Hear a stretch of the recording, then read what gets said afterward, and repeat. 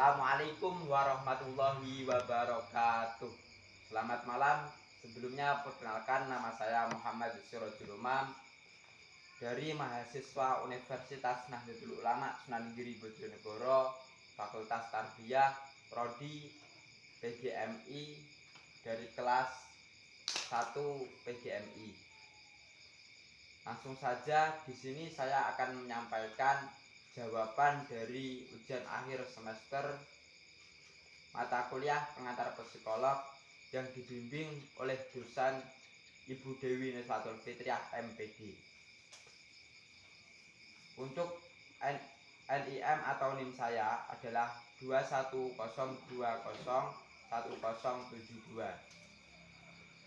Langsung saja, untuk tugas nomor 1. Psikolog seseorang terkadang dipengaruhi oleh berbagai faktor seperti keluarga, diri sendiri, dan lingkungan. Buatlah tingkatan faktor tersebut berdasarkan dari pengaruh terbesarnya. Kemudian jelaskan alasannya. Oke, langsung saya jawab. 1. Tingkatan faktor berdasarkan diri pengaruh terbesarnya. Pertama adalah diri sendiri, sebab diri kita yang sangat berpengaruh terhadap psikologi kita, karena yang mengerti dan memilih sesuatu baik ataupun buruk itu diri kita sendiri.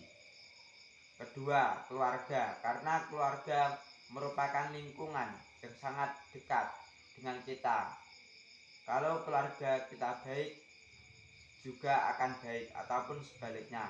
Ketiga, lingkungan, karena apabila lingkungan baik, insya Allah kita juga akan baik ataupun sebaliknya. Soal nomor 2 adalah jelaskan pemahaman kalian terkait konsep diri. B. Penyesuaian diri dan cara penyesuaian diri. C. Faktor-faktor yang mempengaruhi penyesuaian diri. D. Karakteristik penyesuaian diri. Oke, langsung saja. A. Konsep diri. Konsep diri adalah cara pandang kita terhadap diri kita sendiri.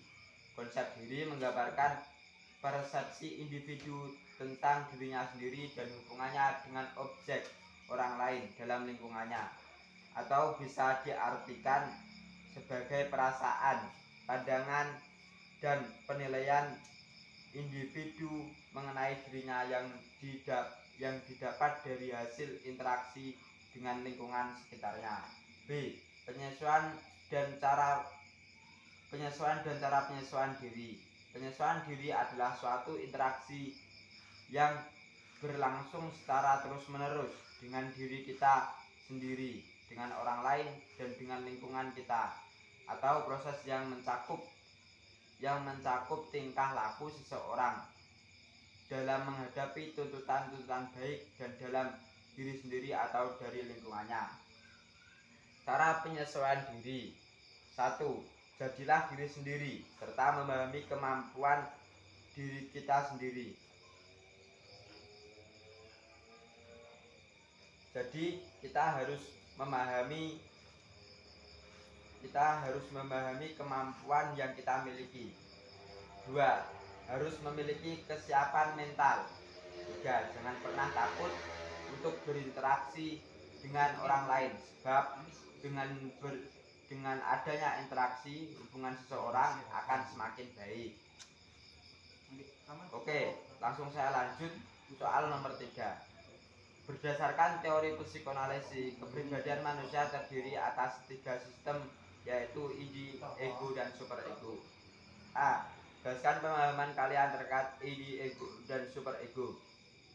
B. Berikan contoh yang menggambarkan bahwa itu termasuk dalam ide, ego, dan superego. Oke. Pengertian ide. Ide adalah naluri atau dorongan-dorongan dasar yang bersumber dari naluri keinginan bagi manusia. Tetap hidup aspek kepribadian sepenuhnya sadar dan termasuk dari perilaku naluriah dan primitif. Pengertian ego. Ego adalah komponen kepribadian yang bertanggung jawab menangani dengan realitas. Ego berkembang dari ide, dapat dinyatakan dalam cara yang dapat diterima di dunia nyata. Pengertian superego. Superego adalah bagian moral atau etis dari kepribadian atau kepribadian yang menampung semua standar internalisasi moral dan cita-cita yang kita peroleh dari kedua orang tua dan masyarakat penentuan nilai benar dan salah dalam segala sesuatu. Contoh ID. Contoh ID adalah ketika kita merasakan lapar atau haus, kita harus makan dan minum. Namun segera memuaskan kebutuhan ini tidak selalu realitas atau bahkan mungkin. Contoh ego. Contohnya hampir sama dengan contoh ID. Kita lanjutkan dari contoh ID. Jadi ketika lapar dan haus,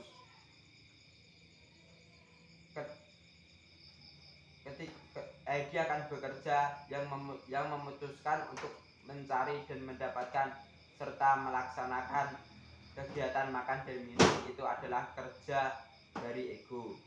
Jadi yang memutuskan ketika kita lapar untuk kita makan dan minum itu adalah ego. Contoh super ego. Setelah kita menemukan makanan ataupun minuman, kita mempertimbangkan makanan itu halal atau haram. Dari segi manapun itu adalah kerja dari super ego. Jadi yang menentukan makanan halal atau haram itu adalah super ego kita. Oke, langsung saja soal nomor 4. Jelaskan pemahaman kalian terkait proses berpikir dan inteligensi. B. Memori dan kognisi. Proses berpikir. 4. A. Proses berpikir atau inteligensi. Proses berpikir atau proses memecahkan masalah yang terdiri dari beberapa kegiatan. Berpikir memiliki fungsi bagi kita.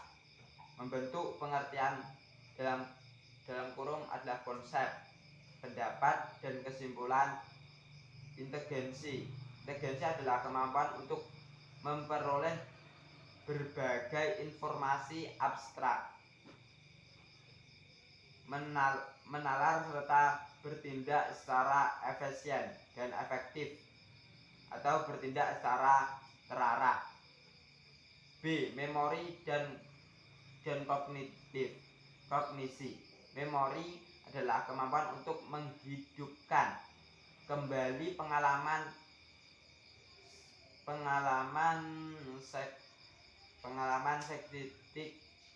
sensitif masa lalu, kesan dan ide-ide yang dipelajari.